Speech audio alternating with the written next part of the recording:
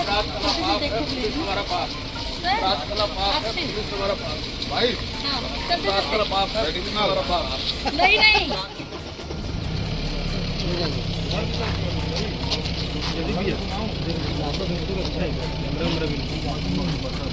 शामिल था जो 26 जून को ग्लोब चौक के पास हुई थी। उसमें अमित जो उसके साथ फरार होने वाला यशवंत नायडू ही था। करने की नीयत से तलवार से उसके सिर पर संघातिक चोटें पहुंचाई। जो अमित जो उसके जीजा लक्की जॉर्ज और दूसरा साथी जो है यशवंत नायडू दोनों को गिरफ्तार कर ली थी। लकी जॉर्ज सुपेला थाना का गुंडा बदमाश है। पास के लोग हैं जो इनसे डरते हैं, भयभीत होते हैं, जो डर का माहौल ये लोग गुंडे बदमाश लोग बना के रखे, जिस पर बुलडोजर कार्रवाई भी की गई थी, बीएसपी ने भी कार्रवाई की थी, पुलिस प्रशासन ने भी कार्रवाई की थी।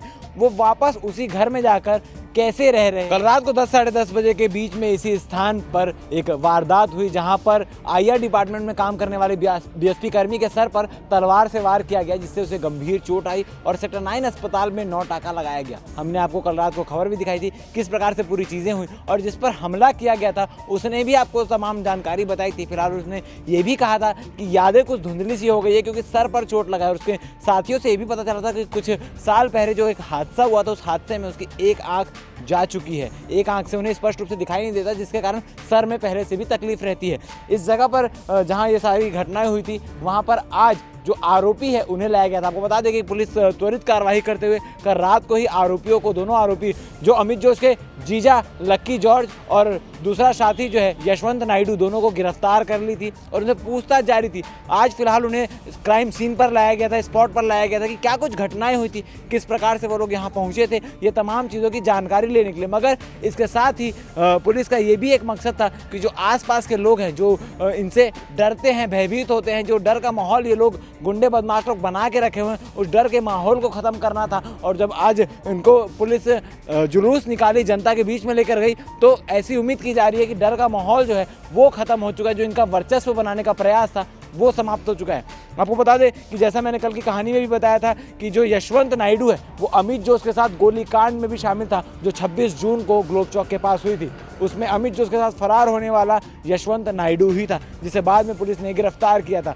लेकिन जो उसका जीजा है लक्की जॉर्ज, उसे पुलिस ने पहले गिरफ्तार किया था क्योंकि अमित जोश के बारे में जानकारी इकट्ठा करने के लिए। और उसके साथ में जब अमित जोश के जीजा के घर में तलाशी ली गई थी तो उसके घर से अलमारी से वही हथियार बरामद हुए थे जिससे उस गोलीकांड को अंजाम दिया गया था। इसके साथ में चाकू, चापड़, तमाम चीज़ें भी वहाँ से बरामद हुई थी।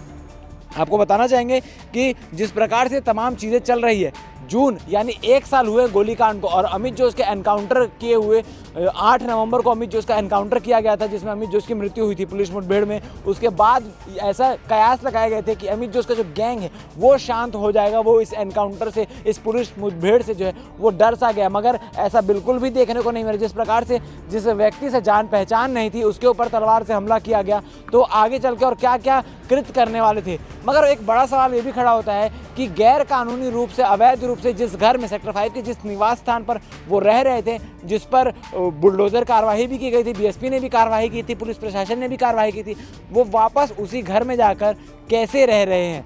बीएसपी ने वहाँ नोटिस चस्पा भी किया था कि ये घर अवैध है, यहाँ पर बिना बीएसपी की अनुमति के कोई प्रवेश ना करे। उस नोटिस को निकाल कर फेंक दिया गया। और वो लोग हैं जो अमित जोश का जीजा है लक्की, वो अपनी पत्नी के साथ उस घर में कैसे रह रहा है, क्योंकि जब कल रात को ये घटना हुई तो वहीं पर शराब का सेवन करके वो वहाँ से निकले थे और निकलने के बाद इस पूरी घटना को अंजाम दिया था। ये एक बहुत बड़ा प्रश्न चिन्ह खड़ा होता है बीएसपी पर भी, पुलिस प्रशासन पर भी। अब इसमें आगे क्या कुछ चीज़ें होती है, पुलिस प्रशासन इस मामले को लेकर क्या कह रही है, आप आगे वीडियो में सुनिए। धन्यवाद। बीती रात लगभग 10:30 बजे के आसपास प्रार्थी चंद्रकांत वर्मा को आपसी विवाद पर सुपेला थाना क्षेत्र का गुंडा बदमाश लकी जॉर्ज और उसका एक अन्य दोस्त जिसका नाम यशवंत नायडू है, ये दोनों ने हत्या करने की नीयत से तलवार से उसके सिर पर संघातिक चोटें पहुंचाई हैं। प्रकरण में चंद्रकांत वर्मा को तत्काल उपचारार्थ सेक्टर हॉस्पिटल एडमिट किया गया था। चंद्रकांत वर्मा की रिपोर्ट पर दोनों आरोपी, जिसमें लकी जॉर्ज और उसका दोस्त यशवंत नायडू, दोनों के विरुद्ध हत्या के प्रयास का अपराध भिलाईनगर थाने में कायम किया गया और तत्काल उनकी पतासाजी की जाकर के इनको अभिरक्षा में लिया गया है। अभिरक्षा में लेने के पश्चात आज जो घटना में प्रयुक्त आला जरब है उसकी जब्ती और घटना के सीन के रिक्रिएशन के लिए इनको घटनास्थल पर ले जाया गया है और वहाँ पे विधिवत कार्रवाई भिलाईनगर पुलिस के द्वारा की जा रही है। पूछताछ पर यह जानकारी प्राप्त हुई कि जो लकी जॉर्ज है वो शराब के नशे में प्रार्थी चंद्रकांत वर्मा को गाली गलौज कर रहा था वहाँ पे मार्केट के पास एक पान ठेला है वहाँ पे।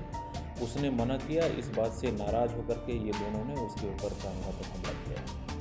सर ये लकी जॉर्ज और विष्णु नायडू के खिलाफ कितने प्रकरण हैं?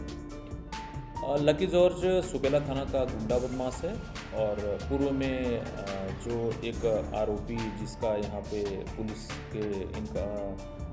से फायरिंग के दौरान इनकाउंटर हुआ था, अमित जोश, उसका ये जीजा लगता है और उस प्रकरण में भी इसके विरुद्ध हत्या के प्रयास का अपराध कायम किया जाकर इसको न्यायिक अभिरक्षा में जेल भेजा गया था। वर्तमान में वो उस प्रकरण में जमानत पे।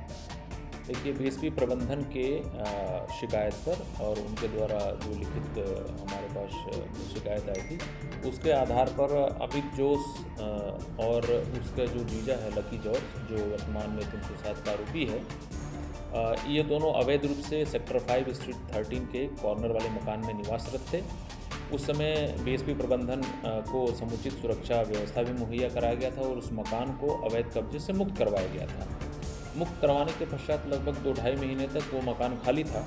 उसके बाद अभी जानकारी प्राप्त हुई है कि उसमें लकी जॉर्ज जो गुंडा बदमाश है वो पुनः काबिज है।